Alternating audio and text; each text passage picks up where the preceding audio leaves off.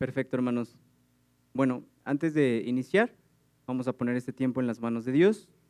Y, bueno, si pueden cerrar sus ojos, por favor. Dios, en esta tarde, Padre, te damos gracias, Señor, por tu palabra, Padre. Gracias, Señor, porque tú eres digno, Señor, de ser exaltado, Padre. Y Dios, permite que esta palabra, Señor, que tú has dado, Señor, sea conforme a tu voluntad, Padre. Quita toda palabra, Señor, que venga de mí, Señor, y solamente sé tú, Señor, hablando lo que quieres decir a tu iglesia, Padre. Quita toda distracción, Señor, que todo, Señor, esté concentrado solamente en ti, Padre. Gracias te doy, Señor, por el honor, Señor, de poder compartir tu palabra, Padre. En el nombre de tu Hijo Jesús. Amén.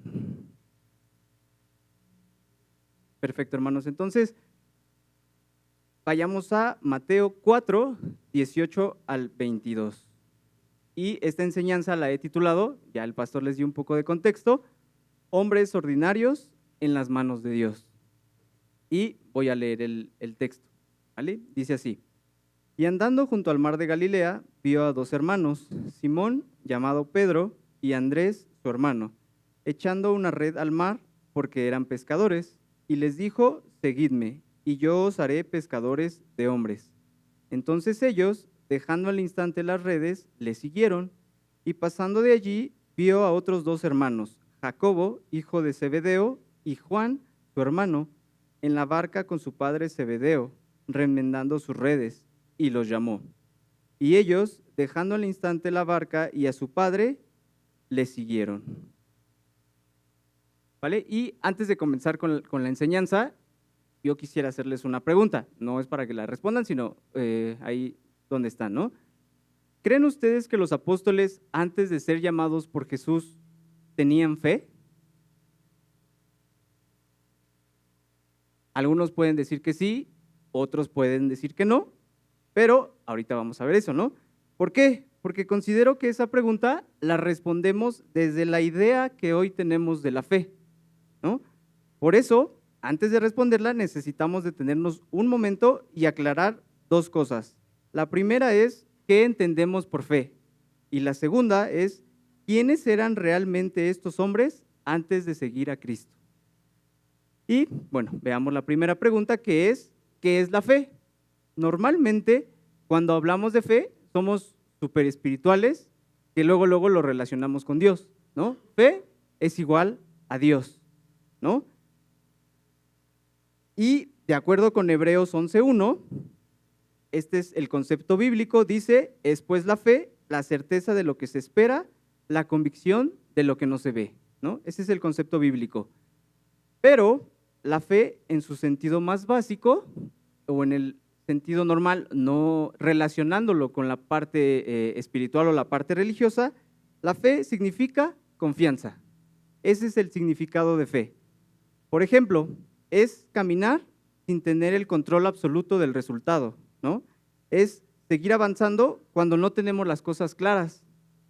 Es vivir esperando algo que todavía no vemos, ¿no? Y bueno, esta fe cotidiana implica tres cosas: implica confianza, implica convicción e implica perseverancia también. Con esto, o sea, estos dos conceptos, ya tenemos el concepto bíblico y tenemos el concepto básico o normal, ¿no? De fe. Y aquí viene una parte importante. Todos, absolutamente todos, vivimos por fe. Los que creen en Dios y los que no creen en Él, ¿no? La Escritura misma nos enseña que todo ser humano responde a una revelación de Dios, aun cuando no lo reconozca plenamente. Eso está en Romanos 1, 19 al 21. Ahí para que lo anoten y lo lean en casa. Muy interesante este capítulo. Entonces, ¿esto qué significa, hermanos?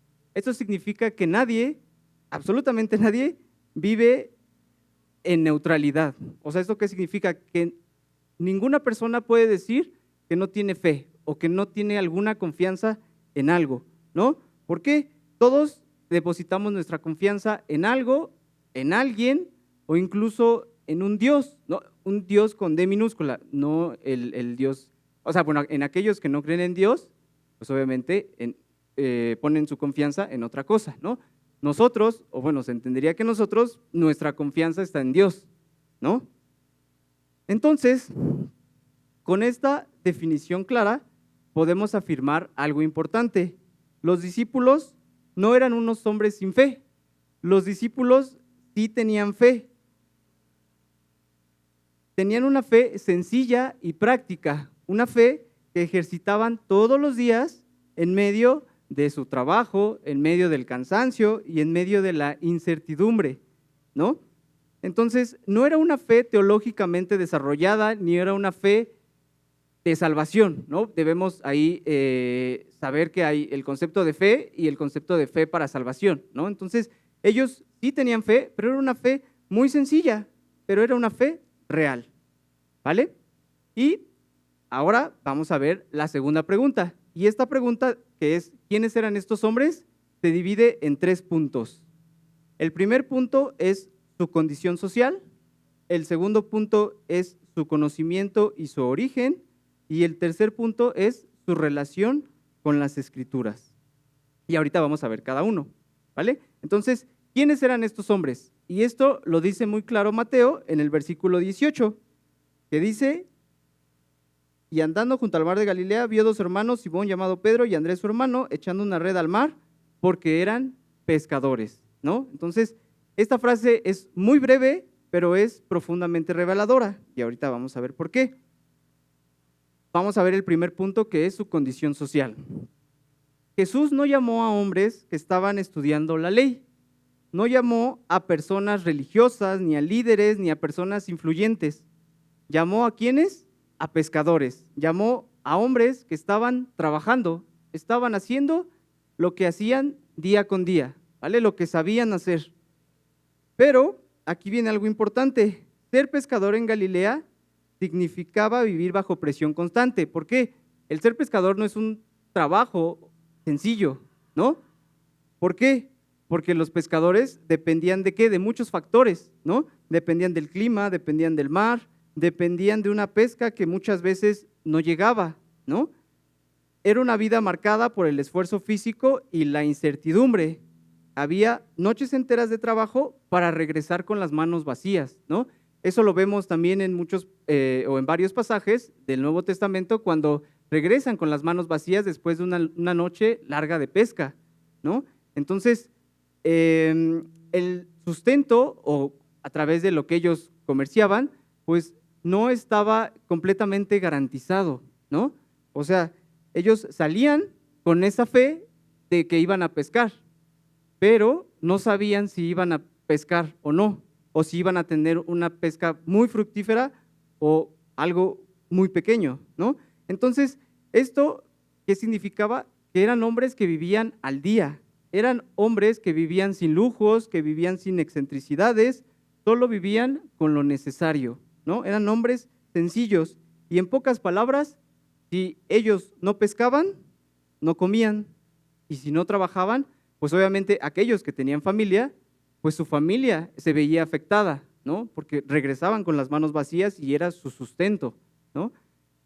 Entonces, además de esto, su trabajo los colocaba constantemente en situaciones que, desde la perspectiva farisea, los alejaban del ideal de pureza. ¿Por qué?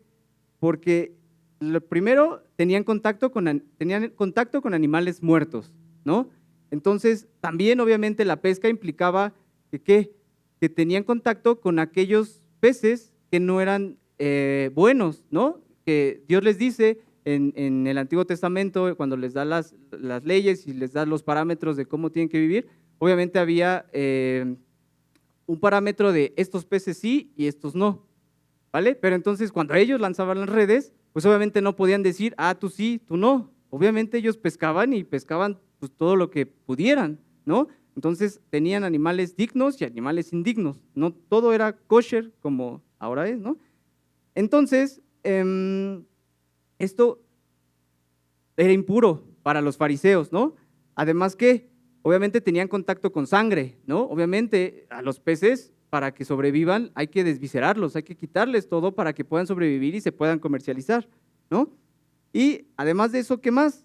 El comercio lo hacían entre gentiles y entre, obviamente, gente del pueblo. No solamente podían venderles a los judíos, ¿no? Vendían a todos, porque pues ese era su trabajo, ¿no? Entonces eran vistos como gente sin refinamiento espiritual, gente no espiritual o no de los parámetros que los fariseos tenían. Pero aquí viene la parte importante. Jesús se detiene, Jesús los mira y Jesús los llama. ¿Esto qué significa, hermanos? Que el llamado de Dios no espera perfección del ser humano, porque jamás lo va a hallar, ¿no? Muchas veces el llamado de Dios llega cuando estamos cansados, ya sea del trabajo o de la vida misma, ¿no? Muchas veces, no sé si ustedes se han preguntado, ¿cuál es mi razón de vivir? ¿No? ¿Por qué estoy aquí? ¿Qué me espera? ¿O cuál es el objetivo del que yo esté en esta tierra? ¿No? Y digo, eso debería de ser como personas no creyentes, ¿no? Creo que como personas creyentes, pues Dios nos da un valor a nuestras vidas y nos da un motivo por el cual tenemos que vivir, ¿no? Entonces, ahí hay un gran comparativo de la gente que no tiene a Dios y la gente que sí tiene a Dios, o bueno, se entendería que así es, ¿no? Y aquí debemos de darle gracias a Dios, ¿por qué? Porque Él no ve como nosotros, ¿no? ¿Por qué? Esto muestra que la obra no depende de nosotros, sino exclusivamente de Él. El cansancio no descalifica a nadie. No es que Dios, por ser personas indignas o por no ser personas perfectas, nos descalifica y nos dice, tú no sirves. No, por supuesto que no. Muchas veces esos momentos en los que estamos con todas esas dudas es donde Dios comienza a obrar. Es donde Dios empieza y nuestro corazón duro lo empieza a ablandar, ¿no? Entonces aquí podemos ver un poco del corazón de Cristo. Él no llama desde la necesidad, Él llama desde la gracia. ¿Por qué? No es que le hagan falta a hombres capaces, no es que sin nosotros Dios no funcione, no, por supuesto que no, pero Dios quiere mostrar su poder en hombres normales, en hombres comunes, en hombres como tú y como yo. La elección de estos pescadores no habla de la grandeza de ellos, porque realmente si nos ponemos a pensar con la cabeza fría, pues no eran los que nosotros tal vez hubiéramos elegido para una obra como la que el Señor los usó, ¿no? Pero esto habla de la soberanía de Dios, de el Dios soberano que derrama su gracia para nosotros, ¿no? ¿Qué dice la palabra de Dios en 1 de Samuel 16:7? El hombre mira la apariencia exterior, pero el Señor mira el corazón, ¿no? Entonces aquí Dios nos da una gran lección de que ¿qué? De que Él no mira como nosotros miramos, ¿no? Y gracias a Dios que Él lo ve de la misma manera, ¿no? Ahora pasemos al segundo punto, que es su conocimiento y su origen. Y bueno, aquí tenían otro punto negativo. En cuanto al conocimiento, no eran hombres privilegiados. ¿Por qué? En los tiempos de Jesús, la educación religiosa no estaba al alcance de todos, era algo sumamente exclusivo, ¿no? Solo unos pocos podían estudiar con un rabino reconocido. ¿Se necesitaba de qué? De tiempo completo, por supuesto. Gran capacidad de memorización y recursos económicos. En ese tiempo, obviamente, no tenían las bibliotecas que tenemos o los libros que tenemos. Sí tenían acceso a ciertos recursos, pero eran limitados. Entonces, tenían que aprenderse todo de memoria, porque no es como que pudieran cargar con su Biblia como nosotros. No, todo tenía que ser de memoria, ¿no? Y obviamente, para esto se necesitaba recursos económicos, no era barato, ¿no? Por eso es que los fariseos en general provenían de sectores urbanos con mayor estatus. Eso les daba acceso al conocimiento y muchas veces también ¿a qué? Al orgullo. ¿Por qué? Bueno, en ciertos pasajes vemos cómo eran los fariseos de orgullosos. ¿Por qué? Porque sí, sabían mucho más que las demás personas, tenían acceso al conocimiento, pero obviamente esto no era bueno delante de Dios, ¿no? El conocimiento no debe de ser igual a orgullo. ¿no? Entonces, los pescadores, en cambio, pues obviamente no podían darse ese lujo. ¿Por qué? Porque tenían que pasar grandes tiempos en el mar, ¿no? No podían darse ese lujo de decir, bueno, pesco 2 horas y me voy a estudiar 8 horas. No, por supuesto que no. Su prioridad era la supervivencia diaria. Necesitaban pescar para poder sobrevivir, para poder vivir, ¿no? Esto no significa que no creyeran en Dios, porque eran judíos. Los apóstoles o estos hombres pescadores eran judíos, ¿no? Pero esto significa que no eran especialistas y mucho menos teólogos, ¿vale? Y humanamente hablando, lo que les comentaba hace un momento, no eran los candidatos ideales ni aquellos en quienes nosotros habríamos elegido para una obra eterna, ¿no? Si nos dijeran a nosotros en este momento, a ver, hay que hacer esta obra, obviamente de Dios, ¿a quién elegirías? ¿No? Y yo creo que la mayoría de nosotros elegiríamos a los que se ven más espirituales, ¿no? O a los que, yo creo que él ha leído más, o él sabe más, él ora más, ¿no? Esos son a los que nosotros elegiríamos, ¿no? Como por ejemplo, o bueno, otro ejemplo ya del mundo, cuando una empresa está buscando un trabajador, ve currículums, ¿no? ¿Y a quién va a elegir? Al mejor, ¿no? Al que esté más preparado, al que tenga más experiencia, al que mejor vaya a desarrollar ese puesto que están buscando cubrir, ¿no? Y así somos nosotros también. Cuando nos piden, a ver, elige a quién usarías tú para esto, a ver quién es el mejor, ¿no? Porque, pues obviamente, si quiero buenos resultados, pues necesito gente preparada, gente que me dé esos resultados que estoy buscando, ¿no? Pero Pablo escribiría más adelante, en 1 Corintios 1, 26 al 29, lo necio del mundo escogió Dios para avergonzar a los sabios, lo débil del mundo escogió Dios para avergonzar a lo fuerte. ¿Vale? Y el día de ayer que estaba estudiando mi enseñanza, yo me preguntaba, ¿por qué Pablo decidió decir esto en Corintios? ¿Por qué? ¿Quiénes eran los corintios? ¿O dónde estaba esta iglesia de Corintios? Y bueno, esta iglesia de Corintios era una iglesia griega. ¿Por qué es tan importante esto? Porque en esa ciudad, en Grecia, valoraban mucho la elocuencia y la sabiduría, ¿no? Era para ellos increíble que la gente pudiera filosofar y quien pensaba cosas sumamente, pues no tan normales o no tan comunes, ¿no? Pero aquí Dios les recuerda a toda esa gente que se creía sabia que Dios nos salva por la grandeza intelectual del ser humano.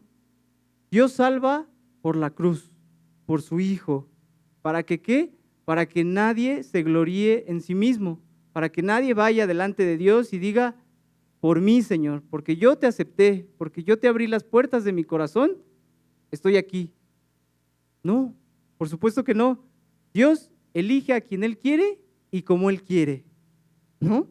Entonces, esto era importante y hay otra cosa, el origen de estos pescadores. ¿Por qué? No solo eran pescadores galileos.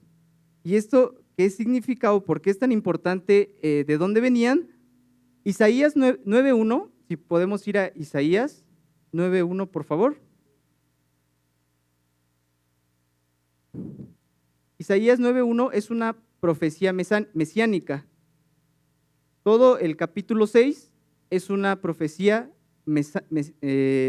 mesiánica, ¿vale? De hecho, aquí mi Biblia tiene un título que dice Nacimiento y reinado del príncipe de paz. Entonces, ¿aquí de quién está hablando? De Cristo, ¿vale? Y al final del versículo 1, Isaías nombra a Galilea como Galilea de los gentiles. ¿Esto por qué es importante? Porque Galilea era una región mezclada culturalmente y menospreciada religiosamente justo por esa mezcla, ¿no? Porque no eran 100% judíos. Había una mezcla de varias personas de otras regiones que no eran exactamente judíos. Entonces, era una tierra que ellos despreciaban, o los judíos o fariseos despreciaban esa tierra porque era una tierra gentil, o así la veían, ¿no? Y esto también se afirma en el Nuevo Testamento en Juan 1:46, cuando Natanael pregunta, ¿puede algo bueno salir de Nazaret? Nazaret estaba cerca de Galilea, entonces por ende las relacionaban a Galilea y a Nazaret, ¿no? Entonces, esta era una pregunta escéptica, no era una pregunta de desprecio, ¿no? O bueno, yo no lo veo de esa manera. Yo lo veo más como una pregunta escéptica, como diciendo, ¿realmente de ese lugar puede salir algo bueno? O sea, no es creíble, ¿no? ¿Por qué? Porque justo esta región la veían como una región poco refinada por esta mezcla, ¿no? Los veían como, tal vez como gente de pueblo, ¿no? Porque a veces así pasa con nosotros, ¿no? Si comparamos la ciudad con la sierra o con un pueblito en Chiapas o algo así, pues no va a ser la misma forma de ver a esa gente que a la gente que estamos acostumbrados a ver, ¿no? Porque puede que ellos coman en el piso, puede que sigan usando lumbre en vez de una estufa. Entonces, llegamos a hacer esa comparación y sí podemos llegar a despreciar a esa gente, ¿no? Porque decimos, esa gente no tiene valor, ¿no? Para el ser humano. Obviamente, en Dios es distinto, ¿no? Y esto es sumamente confrontante para cada uno de nosotros. ¿Por qué? Porque nosotros también podemos quedar atrapados en nuestros propios esquemas, ¿no? Juzgamos desde nuestra propia perspectiva, clasificamos según el estatus, según la formación, según la apariencia, y sin darnos cuenta, eso nos ciega para discernir lo que Dios está haciendo o lo que Dios quiere hacer, ¿no? Dios no está limitado por nuestras categorías, ni condicionado por nuestras jerarquías humanas. No, por supuesto que no. Cuando Dios obra, muchas veces lo hace fuera de nuestros parámetros. Aquellos a quienes nosotros no elegiríamos, Dios sí los elige. Y es ahí donde Dios nos revela su gracia, donde nos dice que Él es el que elige, Él es el que llama y Él es el que usa a quien nosotros no habríamos considerado, ¿no? Entonces, debemos tener cuidado con hacer esa acepción de personas, por mirar con ojos humanos y no con los ojos de Dios, ¿no? ¿Y cómo podemos discernir a esa gente que Dios quiere usar? Pues obviamente en oración, metiéndonos con Dios para decirle, Señor, sé tú el que me guíe para yo poder discernir y saber en quién quieres hacer una obra, ¿no? ¿Qué quieres que haga tu iglesia, ¿no? Entonces, ahí nos queda claro que es la obra y la voluntad de Dios. Ahora veamos el punto número 3, que es su relación con las escrituras, ¿vale? Y bueno, estos hombres no conocían la escritura como nosotros la conocemos, no tenían su Biblia ahí en su librero, no la conocían desde el escritorio, la conocían de manera oral, la escuchaban en la sinagoga y la aprendían en su casa y la vivían en lo cotidiano. ¿Por qué lo aprendían en su casa? Porque bueno, si recuerdan en el Éxodo igual, cuando da todos los parámetros Dios, pues les dice que estas palabras las tienen que pasar de generación en generación, ¿no? Entonces el pueblo estaba obligado a compartir todo lo aprendido tiempo atrás de generación en generación, a los hijos y a los hijos de los hijos y bla, bla, bla, bla, bla. Entonces, ellos no eran unos neófitos, no es que no conocieran la palabra de Dios, la conocían, pero era de una forma muy sencilla, ¿no? Aquí hay otra confirmación de que tenían fe en Dios, o sea, sí creían en Él porque habían escuchado de Él, ¿no? Se entiende que como judío, pues sabían quién era Dios, ¿no? De dónde los había sacado Dios. Pero no era una fe sofisticada, era una fe en proceso, era una fe que Dios estaba formando. En su día a día desarrollaron habilidades como paciencia, perseverancia, trabajo en equipo, observación del mar, por supuesto, y del comportamiento de los peces, ¿no? Ese conocimiento lo tenían. Y luego todas estas cosas serían esenciales ¿para qué? Para guiar y para enseñar a otros. O sea, bien chistoso, algo que Dios utilizó con animales, o bueno, el aprendizaje que Dios usó a través de ellos, pero a través de los animales, después lo usarían, ¿con quién? Con los hombres, ¿no? Dios ya estaba preparando su corazón y su mente con lecciones prácticas que ellos obviamente no sabían ni entendían, pues el por qué hacían lo que hacían, ¿no? Ellos solamente pescaban porque pues de eso dependían, ¿no? Pero no sabían que estaban como en una escuela. Ellos estaban aprendiendo desde su vida diaria, desde lo que hacían en su día a día. Dios estaba usando su vida ordinaria como una escuela de preparación para la obra extraordinaria que vendría más adelante, sin que obviamente ellos lo supieran. Y esa fe fue refinada al caminar con el Maestro y sobre todo después de su muerte, ¿no? Es muy claro el cambio que se observa en los apóstoles antes de conocer a Jesús, durante su caminar con él y después de su muerte, ¿no? Esto lo vimos en Hechos, en las primeras lecciones que nos compartió el pastor, poniendo el ejemplo de Pedro, cómo era Pedro antes de conocer a Jesús, cómo era Pedro cuando estaba con Jesús, ese Pedro con dudas, ese Pedro que a veces era muy atrabancado, ese era Pedro, ¿no? Pero ¿cómo era el Pedro después de la muerte de Jesús? Era un Pedro completamente diferente, ¿no? Era un Pedro que se paró delante de los judíos y de la gente que había y les dijo, ustedes fueron los que mataron al Señor, mataron al Cristo. Entonces, ahí vemos un ejemplo muy grande de cómo Dios cambia a las personas, ¿no? Y nosotros deberíamos de preocuparnos y ocuparnos por si la gente con la que nos relacionamos día a día ve ese cambio en nuestras vidas, ve que somos diferentes, ¿no? Porque si seguimos viviendo igual que como cuando no teníamos a Cristo, entonces deberíamos de evaluar si realmente hemos conocido a Cristo, ¿no? Si verdaderamente somos salvos. Que sí, la obra no depende de nosotros, pero si no hay cambios evidentes, entonces eso significa que tal vez tú no eres creyente o no somos creyentes, ¿no? Entonces sí debe de haber un cambio en cuando no conocíamos de Dios a cuando conocemos ahora de Dios, ¿no? Nuestras vidas no pueden ser iguales. Tiene que haber un cambio, ¿vale? Y eso obviamente, ¿de qué implica? De Dios, de que verdaderamente pongamos en práctica lo que aprendemos cada domingo, porque si no, solamente somos oidores y no hacedores, ¿no? Y ahí está la diferencia, debemos de ser hacedores de la palabra de Dios. Ahora, ya terminamos esos 3 puntos, ahora vamos a desglosar esta enseñanza versículo a versículo y vamos al versículo 19. Y el versículo 19 dice, seguidme. Así dice el versículo 19. Jesús les dijo, síganme. Este llamado es muy sencillo en palabras. ¿Por qué? Jesús no les explica un plan.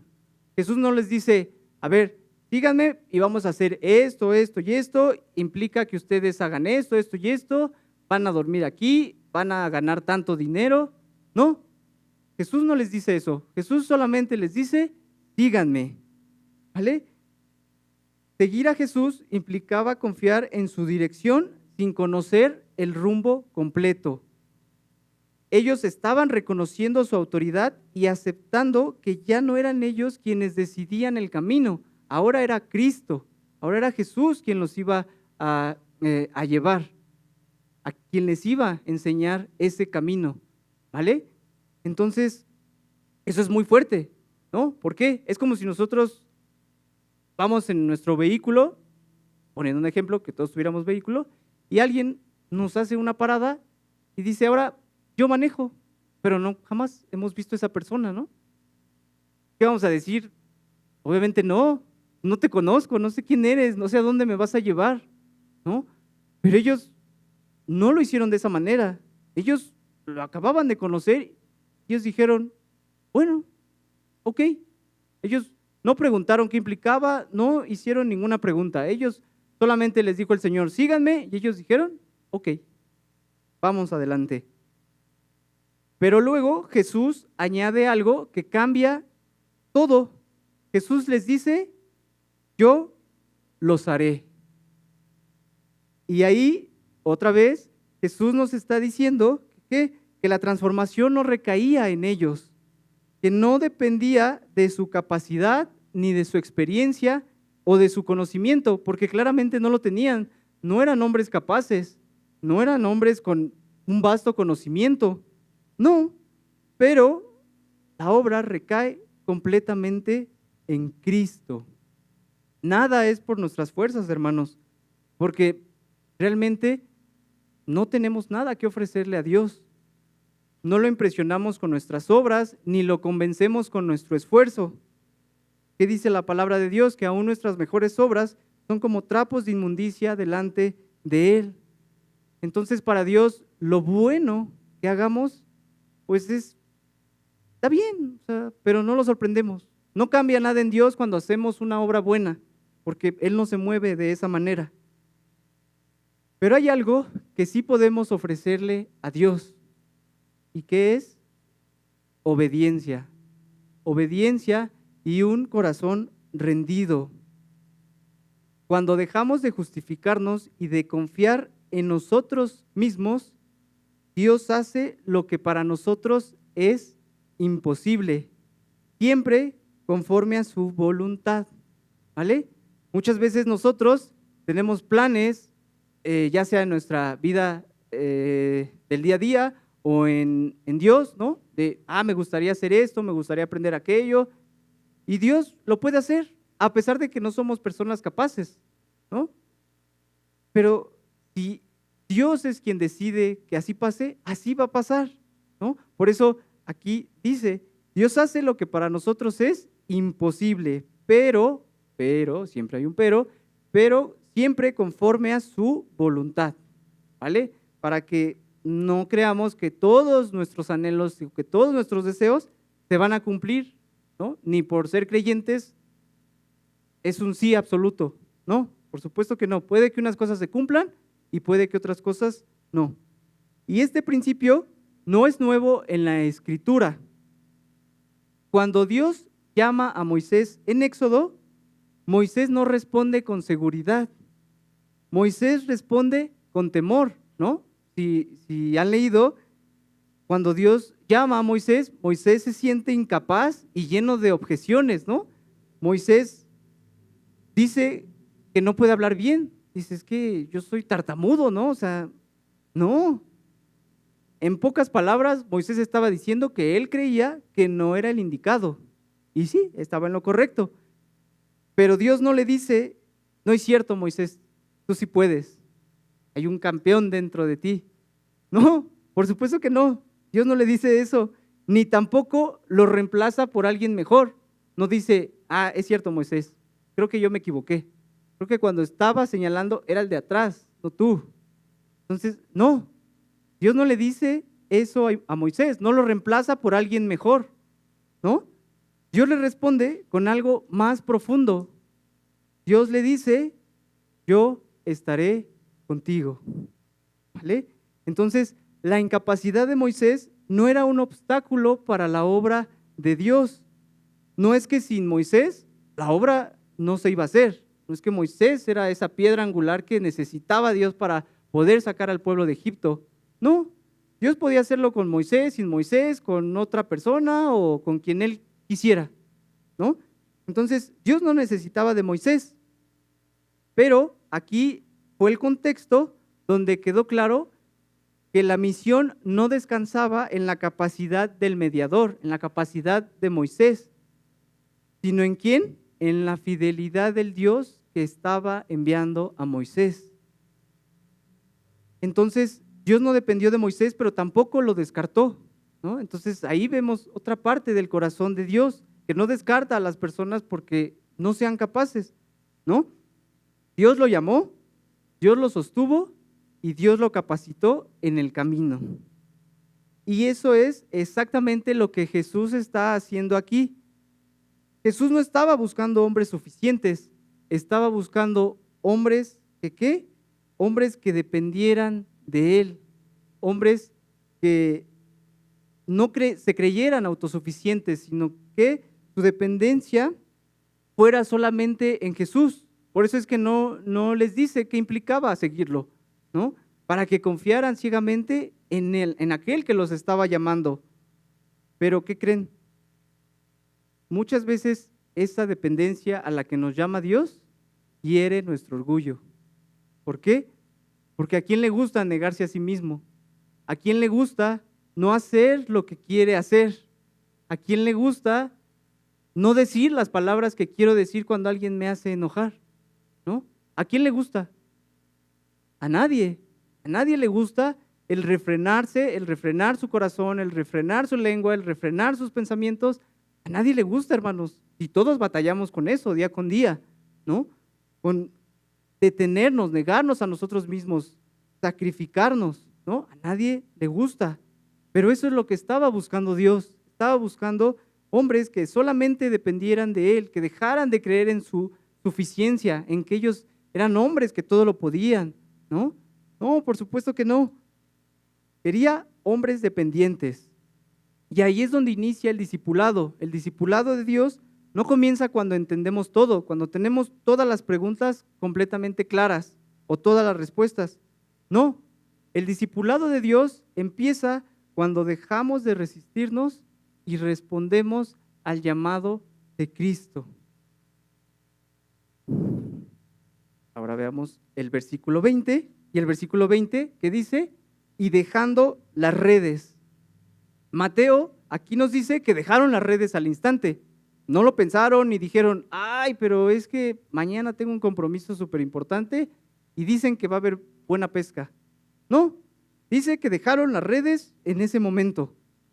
Las redes no solo eran su herramienta de trabajo, las redes eran su sustento, era su seguridad, era su identidad, ¿no? Las redes los caracterizaba como ¿qué? Como pescadores, ¿vale? ¿Por qué? Porque eran lo que sabían hacer y era lo que les daba estabilidad, ¿no? Cada uno de acuerdo a lo que sabe hacer o el trabajo que tenga, pues esa es su identidad, ¿no? Un doctor es un doctor, un licenciado es un licenciado, ¿no? Un ingeniero es, un ingeniero, ¿no? Pero bueno, ellos eran pescadores, ¿vale? Entonces, quedémonos con eso. En nuestro caso, nuestras redes pueden ser nuestros planes personales, pueden ser nuestra estabilidad económica, ¿no? Nuestra confianza en el dinero, nuestra imagen, ¿no? También. Incluso nuestras redes pueden ser nuestro orgullo espiritual. ¿Y qué significa el orgullo espiritual? Bueno, el orgullo espiritual es esa sensación de que ya estamos bien, ¿no? Esa sensación de que ya no necesitamos de alguien para que nos enseñe, ¿no? En el que yo ya soy suficiente, yo leo la palabra, yo oro, yo no necesito de nadie. Esa sensación de que ya sabemos todo, de que ya no necesitamos ser formados, ¿no? Ahí es cuando sale nuestro lado fariseo, ¿no? El de, yo no me equivoco de esa manera. Yo soy mejor, dice otro hermano, ¿cómo se equivoca? Dios mío, qué bueno que yo no soy como él, ¿no? Entonces, ese es el orgullo espiritual que también pueden ser nuestras redes. Dejar las redes no es un acto impulsivo, es una decisión de fe. Ellos entendieron algo esencial. Seguir a Cristo implicaba un cambio de lealtad. Cristo dejaba de ser un complemento en la vida, dejaba de ser ese segundo en donde regularmente lo tenemos y se convertía en el centro, en lo primero en nuestras vidas. Ellos soltaron una vida conocida para seguir a alguien que apenas comenzaban a conocer, sin saber que recibirían un propósito eterno, un propósito mejor al que ellos podían aspirar, ¿no? El gozo del discipulado no está en la comodidad, sino saber que nuestra vida tiene un propósito y dirección en Cristo, ¿vale? Cuando Jesús llama, Jesús no solamente nos exige, Jesús nos dignifica, nos da un valor, le da sentido a nuestras vidas. Por eso es que al principio comentaba de cuando nos sentimos en esas dudas existenciales, pero somos creyentes, pues entonces nada de eso viene de Dios. ¿Por qué? Porque Dios nos da un valor, porque ahora nuestras vidas en Dios tienen un propósito. Nuestras vidas son distintas gracias a Dios, porque si no, si nos ponemos a pensar en cómo eran nuestras vidas antes de conocerlo a Él, pues yo creo que muchos ya ni siquiera estaríamos aquí, ¿no? Entonces, Dios nos da un valor y Dios nos cambia nuestras formas de vivir, ¿no? Pero ojo, esos cambios que Dios hace no nos vuelve perfectos. No es que ya cuando conocemos a Dios ya dejamos de pecar y ya dejamos de hacer lo que hacíamos antes. No, por supuesto que no. Más adelante vemos dudas en estos pescadores, en los apóstoles. Vemos miedo, vemos negación, vemos huida, ¿no? Entonces, el cambio no fue instantáneo. No es que cuando ellos decidieron elegir a seguir a Cristo, perdón, no es que en ese momento ya eran perfectos y ya todo era gloria y victoria. No, por supuesto que no. Obviamente hubieron muchas pruebas a lo largo de ese camino que les sirvieron para formarse. La fe verdadera no es la que nunca cae, sino la que aún cayendo sigue volviendo a Cristo.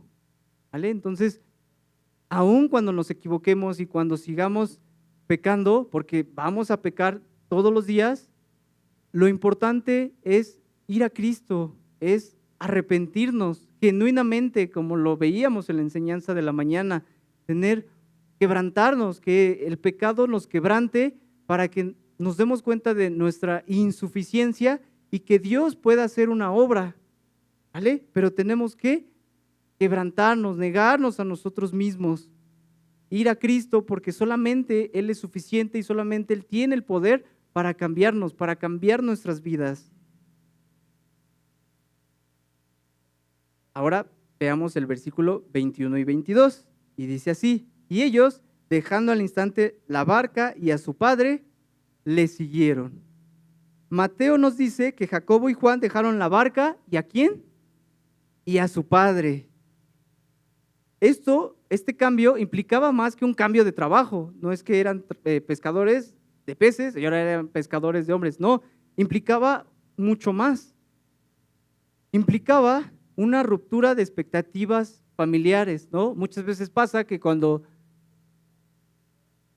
en las familias una persona inicia y conoce de Dios, pues obviamente es una lucha constante, ¿no? Es muy complejo estar solo en una familia donde eres el único creyente, ¿no? Y obviamente esto pues crea conflictos, crea muchas cosas malas, ¿no? Posibles decepciones también y un enfrentamiento con la incomprensión, ¿no? Porque muchas veces esa gente que no cree en Dios pues no nos comprende, no comprende por qué pensamos como pensamos, por qué hacemos lo que hacemos, por qué hablamos como hablamos, ¿no? Entonces, eso implicaba también el que ellos hayan seguido a Cristo.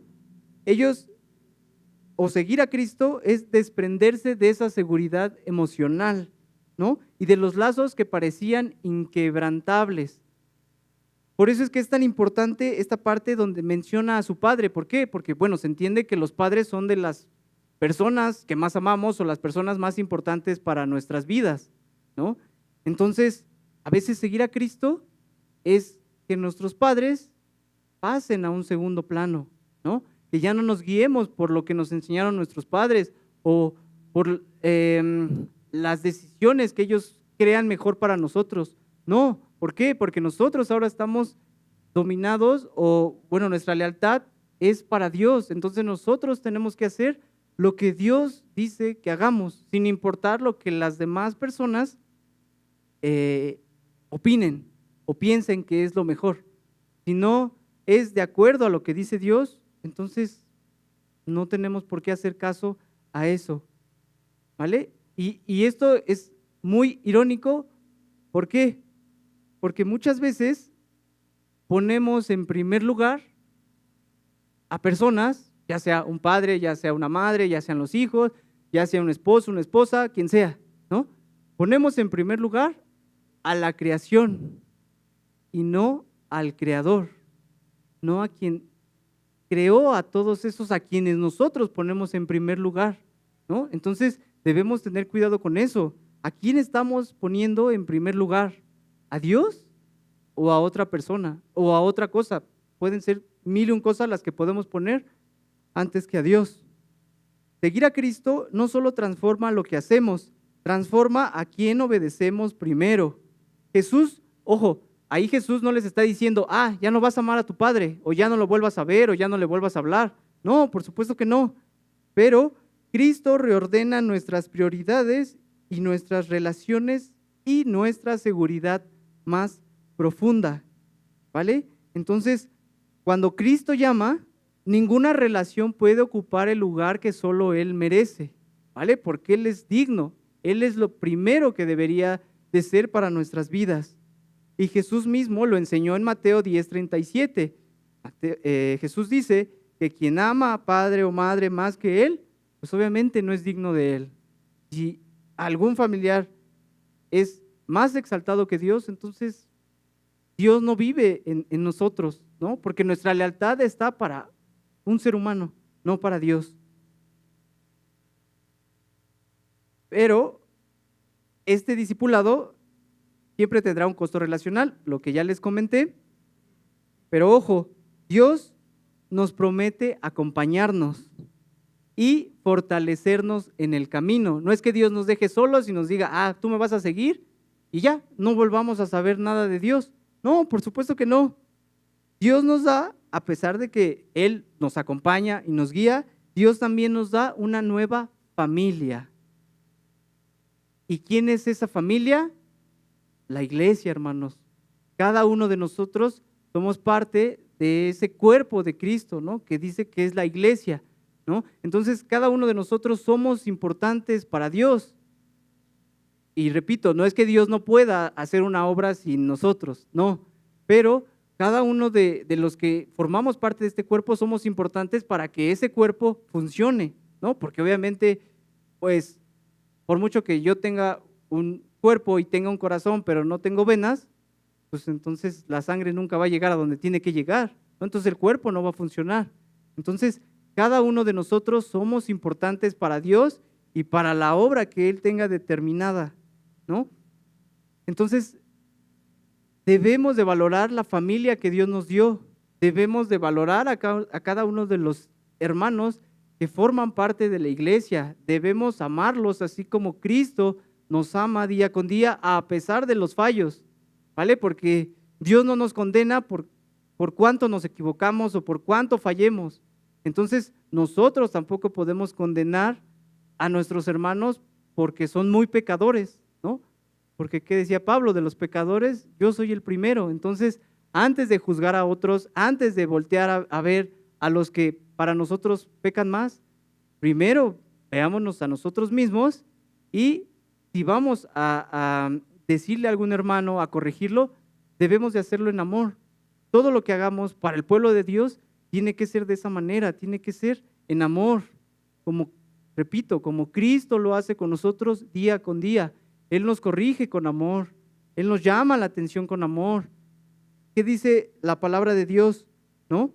Nos dice que llevemos las cargas los unos de los otros, ¿no? Que riamos con el que ríe, que lloremos con el que llora. Entonces, ¿a qué nos está llamando Dios? A que también le demos ese valor a cada uno de los que forman parte de su iglesia, ¿no? Por más que se equivoquen, porque nos seguiremos equivocando día con día. Esta nueva familia es la que nos va a sostener cuando el mundo no entienda nuestra decisión y no entienda a quién estamos siguiendo ahora. Y bueno, antes de concluir, me gustaría aclarar algo.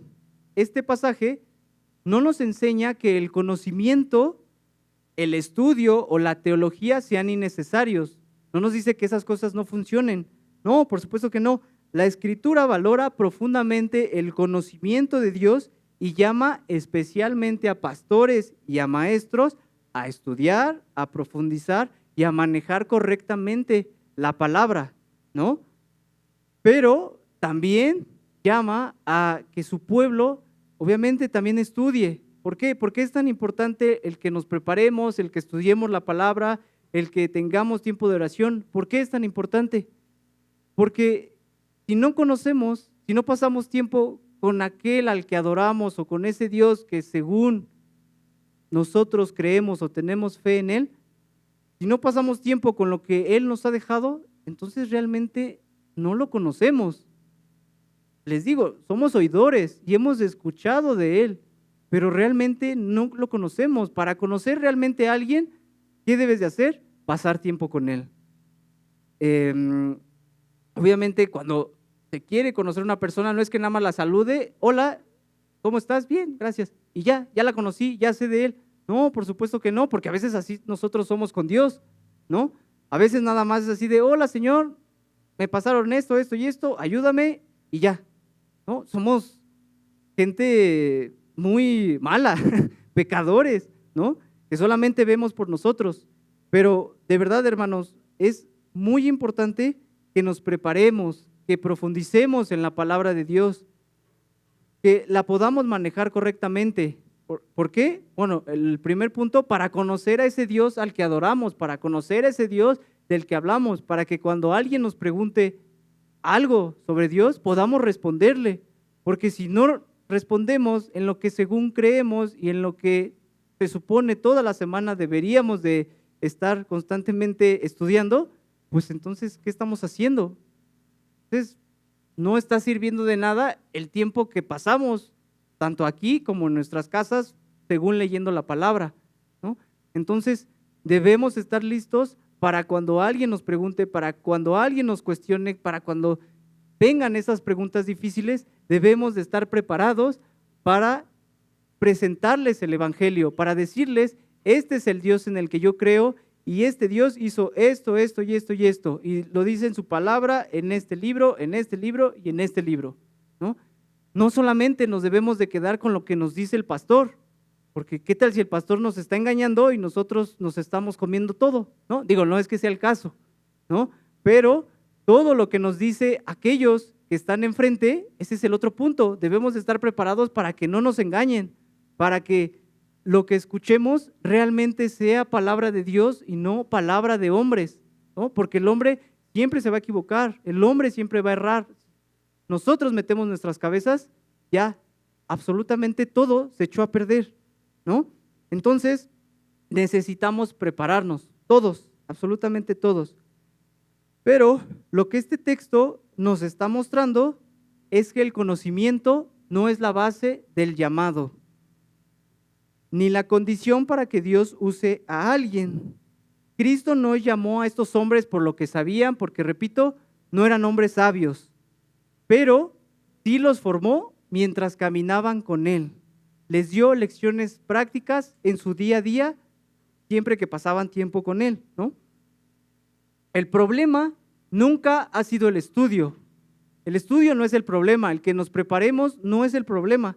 El problema viene cuando confiamos más en ese conocimiento que en Dios, ¿vale? Cuando ponemos nuestras esperanzas en el conocimiento o en lo que sabemos que en Dios, porque entonces ya estamos completamente perdidos, ¿no? Y no tiene sentido todo lo que sabemos, porque para Dios, pues sí, solamente seremos una biblioteca o un libro andando, pero si nuestra esperanza o nuestra confianza no está en Dios, en el que capacita, el que da el conocimiento, entonces no sirve de nada todo lo que podamos aprender, ¿vale? Ahora, la pregunta ahora es, ¿qué estamos haciendo nosotros con el llamado de Cristo? ¿Qué redes seguimos cargando que sabemos que deberíamos soltar? ¿No? Lo decía el pastor, ¿no? Que muchas veces Dios nos pide, no es cierto, perdón, la pastora, muchas veces Dios nos pide que dejemos algo y nosotros no queremos, ¿no? Nos aferramos a, no, es que este soy yo y nadie me va a cambiar, ¿no? Entonces, esas son las redes que cargamos o esa seguridad en la que nosotros ponemos nuestra confianza, esas son las redes. Pero el mismo Jesús que pasó junto al mar de Galilea es el que hoy sigue llamando por medio de su palabra. Y ese llamado no es solo para creyentes, también es para quien nunca ha creído verdaderamente en Él. Tal vez llevas muchos años en la iglesia, hermano, pero si sigues viviendo para ti mismo, deberías preguntarte si verdaderamente Dios ha hecho una obra en ti, si verdaderamente eres salvo, ¿no? O tal vez nunca has creído y estás escuchando esto por primera vez, pero la invitación es clara. Arrepintámonos de una vida centrada en nosotros mismos. O sea, dejemos de vivir con esa autosuficiencia de que la vida por nosotros será perfecta y nosotros cambiaremos al mundo, porque pues no será así. Si nuestras vidas no están centradas verdaderamente en Dios, lo demás no tiene sentido. Por más que hagamos lo que hagamos y seamos un científico y descubramos la cura contra el cáncer, si no estamos en Dios, no sirve de nada. Porque ese fue el mismo llamado de Jesús desde el principio. En Marcos 1:15 dice: arrepentíos y creed en el Evangelio, porque esta es la verdad que no podemos esquivar. La obra nunca ha dependido de nosotros. ¿De quién depende, hermanos? De Dios, completamente de Dios. Pero hay algo que debemos tener en claro, y esto es muy importante. Seguir a Cristo no es cómodo, no es seguro y no es barato. Seguirlo cuesta y cuesta mucho, pero vale la pena, porque vivir sin Dios cuesta más. Mientras haya vida, hay oportunidad. Hoy es el día para dejar las redes, para rendir nuestro corazón y seguir verdaderamente a Cristo, porque cuando Cristo nos llama, Él mismo transforma a hombres ordinarios en instrumentos para la gloria de Dios. Amén, hermanos. Y vamos a terminar con una oración. Padre, gracias. Gracias por tu palabra, Señor. Gracias, Señor, porque podemos darnos cuenta